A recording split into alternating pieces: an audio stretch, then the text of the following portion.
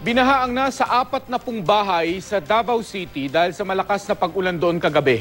May ilang residenteng kinailangang ilikas. Makibalita tayo kay Tech Ocampo ng GMA Davao. Idineploy ang mga tauhan ng rescue team ng Davao City Central 911, mga fire volunteer, sundalo at pulis sa bahaging ito ng Hillside Subdivision kagabi. Sa gitna kasi ng malakas na pag-ulan, kaagad umabot sa lampastuhod ang baha sa naturang lugar. Tumila naman din kaagad ang ulan. Pero umagos papunta sa subdivision ang tubig na galing sa mas mataas na lugar sa lungsod. Hinikayat ng mga rescuer ang mga residente na lumikas kung kinakailangan, lalo na ang mga may sakit. May mga nagpa-evacuate pero ang iba nanatili sa kanilang mga bahay. Pilit nilang nilimas ang bahang pumasok sa kanilang mga tahanan. Kusog ang current sa tubig, gikan sa taas, padulong paubos. First request is to patient.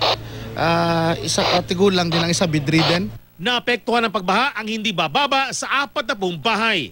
Binaha rin ang ilang kalapit na subdivision. Nagdulot ng aberya sa trapiko ang malakas na pag-ulan at ang pagbaha.